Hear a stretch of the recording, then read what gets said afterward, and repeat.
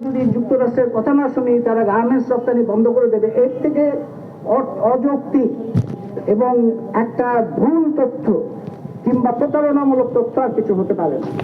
আমরা মনে আছে এখানে যারা আছেন তাদের মধ্যে একটু যারা মনে রাখতে পারেন কিংবা যারা পড়েছেন যে এক সময়ে 1999, 2000, 2001 এই যে একটা হাসিনা সরকার ছিলেন, তারপর খালেদা জিয়া সরকার আসছে, ওই সময়টাতে বাংলাদেশ থেকে গ্যাস রপ্তানির জন্য ভয়ঙ্কর রকম চাপ ছিল এবং বাংলাদেশের গ্যাস রপ্তানি কে করতে চাচ্ছিল? মার্কিন কোম্পানি। কোথায় করতে চাচ্ছিল? ভারতে করতে চাচ্ছিল। এই যে অনেকে বলে যে ভারতের আধিপত্য থেকে বাঁচার জন্য যুক্তরাষ্ট্রের সাথে আমাদের সম্পর্ক রাখতে হবে, এটাও আরেকটা ভয়ঙ্কর রকম প্রতারণামূলক কথা। ভারতের যুক্তরাষ্ট্রের সাথে খাতির করে ভারতের আধিপত্য থেকে মুক্ত হওয়া যাবে না। এটা সারা পৃথিবীর মধ্যে বহুজাতিক পুঁজি একটা ঐক্য, রাষ্ট্রের বাইরে গিয়ে তাদের মধ্যে একটা ঐক্য থাকে। এবং মার্কিন কোম্পানি কেন বাংলাদেশের গ্যাস ভারতে রপ্তানি করতে চায়? কারণ ছিল তার জন্য মুনাফাজনক।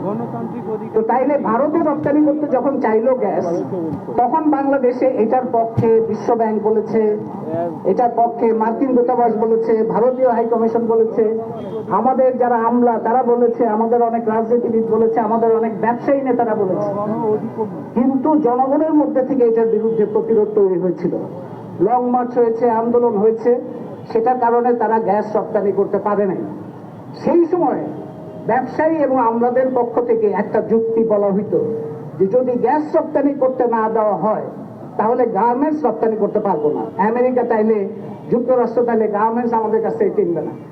এইরকম একটা মিথ্যা প্রচার সেই সময় করা হয়েছিল যাতে আমরা গ্যাস রপ্তানিতে রাজি হই। আমরা রাজি হই নাই এবং জনগণের প্রতিরোধের কারণে তখন তারা গ্যাস রপ্তানি করতে পারে নাই। যদি পারত তাহলে চিন্তা করেন, আজকে তেল আমদানি, তেলের জন্য সারা দেশে কিরকম একটা হাহাকার। যদি গ্যাস তারা রপ্তানি করতে পারত, যে গ্যাস দিয়ে এখন বিদ্যুৎ হয়, যে গ্যাস দিয়ে শিল্প কারখানা চলে, যে গ্যাস দিয়ে বাংলাদেশের অর্থনীতি দাঁড়িয়ে আছে, সেই গ্যাসও আমরা পেতাম না, এটাও আমদানি করতে হতো। তখন আপনি চিন্তা করেন বাংলাদেশের কৃষি, শিল্প, ঘর গেরস্তি, ব্যবসা বাণিজ্য কিরকম একটা ভয়ঙ্কর অবস্থার মধ্যে পড়ত। সেই সময় বলা হয়েছে গার্মেন্টস রপ্তানি বন্ধ হয়ে যাবে যদি গ্যাস রপ্তানি না করে। তো এই মেরুদণ্ড নিয়ে বাংলাদেশের জনগণ তখন প্রতিরোধ করতে পেরেছিল বলে বাংলাদেশের কোনো সরকার সেই সাহস পায় নাই। এমনকি আপনাদের তরুণ যারা, তাদের হয়তো অনেকের এটা জানা নাই যে সেই সময় 2000 সালে মার্কিন প্রেসিডেন্ট ক্লিন্টন সশরীরে নিজে এই বাংলাদেশে ঢাকা শহরে এসেছিলেন কয়েক ঘন্টার জন্য, শুধুমাত্র গ্যাস রপ্তানির চাপ দেওয়ার জন্য।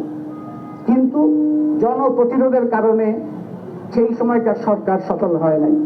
তার মানে হচ্ছে বাংলাদেশে মার্কিন কোম্পানি তারা বাংলাদেশের গ্যাস ভারতে রপ্তানির জন্য একটা বড় ধরনের আয়োজন এবং চক্রান্ত এবং বল প্রয়োগের রাস্তা ধরেছিল।